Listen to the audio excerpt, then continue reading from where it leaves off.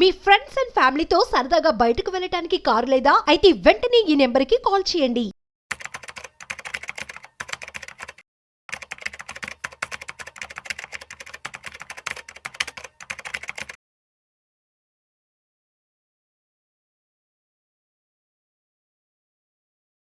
నమస్తే, welcome to Vishnu talks. నేను మీ విష్ణు. ప్రస్తుతంతో పాటు సీనియర్ ఫినాన్స్ ప్రొఫెషనల్ గిరిబాబు గారు ఉన్నారు. వారితో మాట్లాడదాం.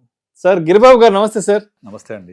సార్ గిరిబాబు గారు, తరతరాలుగా యుగాలుగా మన పెద్దవాళ్ళు మనకు ఒక మాట చెప్తూనే వస్తున్నారు, కష్టపడాలి కష్టపడాలి కష్టపడాలి, కష్టపడితేనే జీవితంలోకి పైకి వస్తాము, కష్టపడితేనే మనం కోటీశ్వరులం అవుతాం, ధనికులం అవుతామని. సరే, నా స్థాయికి తగ్గట్టు నేను కష్టపడుతున్నాను, మీ స్థాయికి తగ్గట్టు మీరు కష్టపడుతున్నారు. ఒక కట్టెలు కొట్టే సోదరుడు ఆయన స్థాయికి తగ్గట్టు ఆయన కష్టపడుతున్నాడు, ఒక రాళ్ళు కొట్టుకునే సోదరుడు ఆయనకి తగ్గట్టు ఆయన కష్టపడుతున్నాడు, ఒక రిక్షా లాగే సోదరుడు, ఒక ఆటో తోలుకునే సోదరుడు, ఇలా ఎవరి స్థాయికి తగ్గట్టు వాళ్ళని కష్టపడతానే ఉన్నాం. ఇప్పుడు అందరం కష్టపడుతున్నారు, కానీ వీళ్ళలో కొంతమంది మాత్రమే ధనికులు అవుతున్నారు, కోటీశ్వరులు అవుతున్నారు. మిగతా వాళ్ళు అక్కడే ఆగిపోతున్నారు. అంటే సామాన్య మధ్యతరగతి జీవితాలతోనే ఆగిపోతున్నారు. అంటే ఇప్పుడు ఇక్కడ కష్టపడడంతో పాటు మనం కోటీశ్వరులం అవ్వాలి అంటే దానికి ఇంకా అదనంగా ఏం జోడించాలి అంటారు? మన కష్టానికి ఇంకా ఎటువంటి ఆలోచనలను, ఎటువంటి కోణాన్ని జోడించాలి అంటారు? యా, గుడ్ క్వశ్చన్ అండి. నార్మల్గా మనము ఎప్పటి నుంచో వింటున్నాం, కుబేరుడు ఎవరు అంటే ఒక Elon Musk, India Mukesh Ambani, Adani పేరు చెప్తుంటాం తప్ప ఒక 4 పేరు 5 పేరు చెప్పమనండి, గబ్బుకు నాకు గుర్తురాదు మనకు. అలా అని వీళ్ళకి అప్పులు లేవా? అప్పులు కూడా ఉంటాయి వీళ్ళకు. ముఖేష్ అంబానీకి నిన్న అనౌన్స్ చేసిన క్వార్టర్లీ రిజల్ట్స్లో దగ్గర 3.5 lakh crores అప్పులు నేను డిక్లేర్ చేశారు వాళ్ళ ఫైనాన్షియల్స్. ఇది సహజం. ఇది అయితే మరి కోటీశ్వర్లు అయ్యారంటే కోటీశ్వరు అయ్యారు వాళ్ళు. అయితే ఇక్కడ అందరు కోటీశ్వర్లు అవుతారా అంటే అందరు కోటీశ్వర్లు కారు. ఫస్ట్ ఆఫ్ ఆల్ అసలు కోటీశ్వర్లు అంటే ఎవరు? అంటే డబ్బున్న వాళ్ళే కోటీశ్వర్లా? ఫస్ట్ ఆఫ్ ఆల్ ఈ డబ్బులు, ఈ ధనము, నేను రిచ్ అవ్వాలి అనేది ఫస్ట్ మన ఒక యాటిట్యూడ్. అది ఇప్పుడు నార్మల్గా కట్టెలు కొట్టే వాళ్ళు ఉంటారు, మీరు అన్నట్టుగా కట్టెలు కొట్టే సోదరుడు, లేకపోతే రిక్షా నడిపే సోదరుడు, ఆటో నడిపే సోదరుడు, ఎంతకాలం ఆటో నడిపినా వాళ్ళు ఆటో నడుపుతూ ఆ వచ్చే డబ్బులతోటి సాయంత్రం కాగానే తిని పిల్లలకి ఏదో చూసుకొని అలా పడుకొని మళ్ళీ పొద్దున్న లేసి కట్టెలు కొట్టి లేదా ఆటో నడిపి ఇలాగే ఉంటారు. మరి ఎప్పుడు వాళ్ళ లైఫ్లో ఎదిగేది కదా? సో అలా ఎదగాలి, అందరు కోటీశ్వర్ల వాళ్ళంటే, అందరు పల్లకిని ఎక్కాలంటే మోసేది ఎవరు? అందరూ 6 మోస్తే కదా ఒక పల్లకి వెళ్ళేది.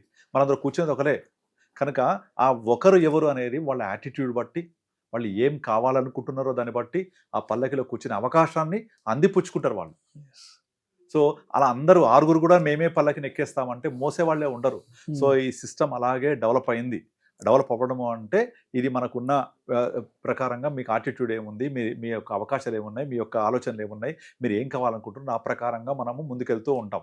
అందుకనే చాలామంది చెప్తుంటారు, నువ్వు ఒక రిచ్గా పుట్టడం అనేది నీ చేతిలో లేదు, కానీ రిచ్గా చనిపోవడం నీ చేతుల్లో ఉంటుంది.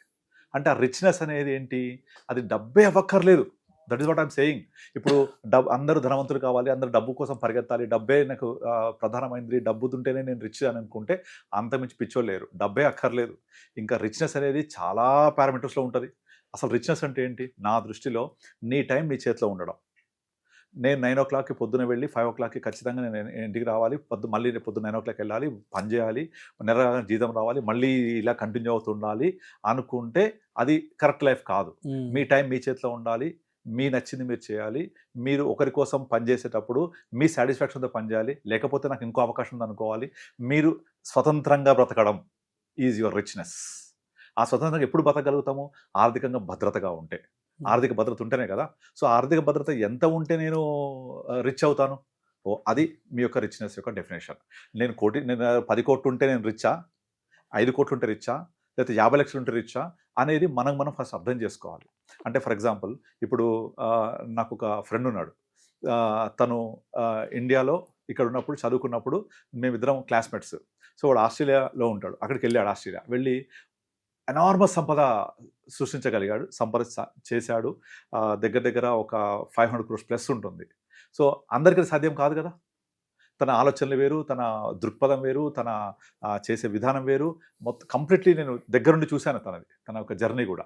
సో అందరికీ సాధ్యం కాదు. కనుక అలా సాధ్యం కాదని కృంగిపోయి మనము కింద పడిపోవాల్సిన అవసరం లేదు. నీకేం కావాలి? ఏం సాధిస్తే నువ్వు రిచ్ అయినట్టుగా ఫీల్ అవుతావు. నీ రిచ్‌నెస్ అంటే అర్థం ఏంటి? నీ దృష్టిలో, నీ దృక్పథంలో అంతవరకు నువ్వు రిచ్ అవ్వాలి. అందుకే కార్ల్ మార్క్స్ అనే ఒక తత్వవేత్త ఒక విషయం చెప్పాడు. మానవ సంబంధాన్ని ఆర్థిక సంబంధాలే అని. Everything is related to money. ఇప్పుడు మీరు ఒక రూపాయి నువ్వు ఏం చేస్తావంటే, నేను ఏమైనా చేయగలను, తల్లిదండ్రుల మధ్య గొడవ పెడతాను, అన్నదమ్ములను గొడవ పెడతాను, ఏమైనా చేయగలను అంటది. కనుక ఆ రూపీని మనం సంపాదించాలనుకునేప్పుడు, కోటీశ్వరులనుకున్నప్పుడు జాగ్రత్తగా కూడా ఉండాలి మనం. కనుక నేను ఇచ్చే డెఫినేషన్ ఏంటంటే, రిచ్‌నెస్ ఏంటంటే హ్యాపీగా నిద్రపోగలగాలి.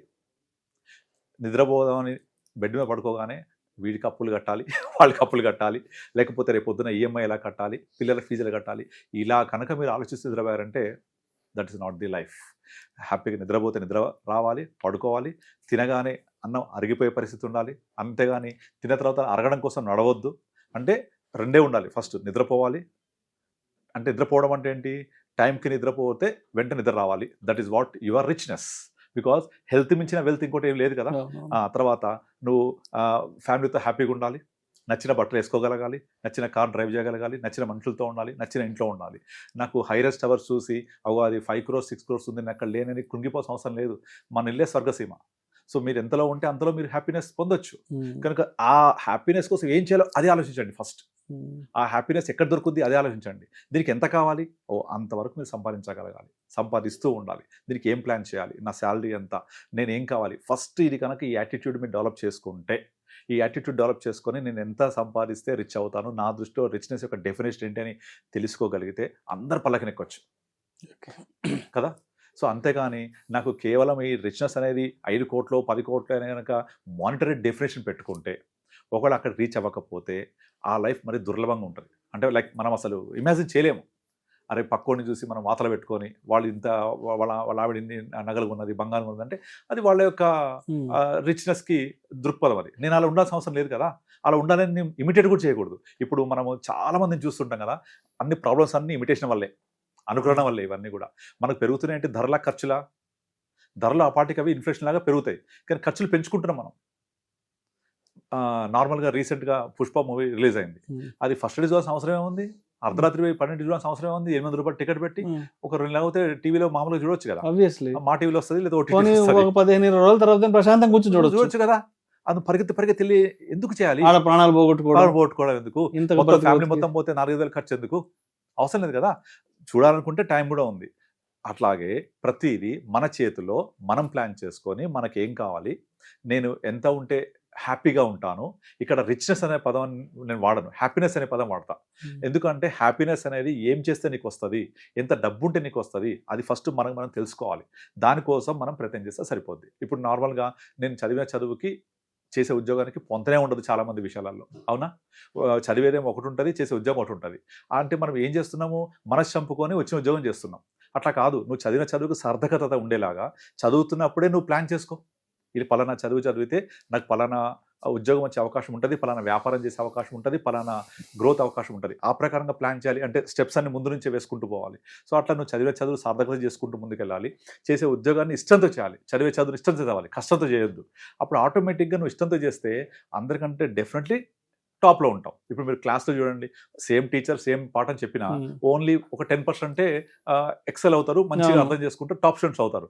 90% మంది సేమ్ పాఠాన్ని కూడా రిసీవ్ చేసుకునే పరిస్థితి ఉండదు. ఇది ఒక ఆఫీస్లో తీసుకోండి, ఆఫీస్లో ఎంతమంది స్టాఫ్ ఉన్నా అది క్రీమ్ కొంతమందే ఉంటారు. ఇది వాళ్ళ యాటిట్యూడ్. డెఫినెట్లీ వాళ్ళు పైకి వెళ్తారు. సో వాళ్ళని అనుకరించాలి మనం. వెళ్ళేటప్పుడు అరే వాడు ఇలా చేశాడు కదా, నేను ఇలా లేదు కదా అని మనకు లేనిది బాధపడొద్దు, ఉన్నవాడిని చూసి ఈర్షపడొద్దు. మనకేముంది, మనకేం కావాలి, ఎక్కడ హ్యాపీనెస్ వస్తుంది, ఆ హ్యాపీనెస్కి కొలమానం ఏంటి? Change your attitude, create your own attitude, create your own aura. So అట్లా మనం ఏం చేస్తే బెటర్ అనేది ప్లాన్ చేసుకొని చేస్తే ప్రతి ఒక్కళ్ళు కోటీశ్వర్లు అయినట్టే. అసలు కష్టాలు ప్రాబ్లమే ఉండదు, అంతే కదా. కోటీశ్వర్లకు మనము ఇన్ని కోట్లు అని డెఫినేషన్ చెప్పాల్సిన అవసరం లేదు. ఆ డెఫినేషన్ మనం మారుద్దాం. Happiness should be the definition for your richness. ఆ హ్యాపీనెస్ అచీవ్ చేయడానికి ఏం చేయాలి, that should be your goal.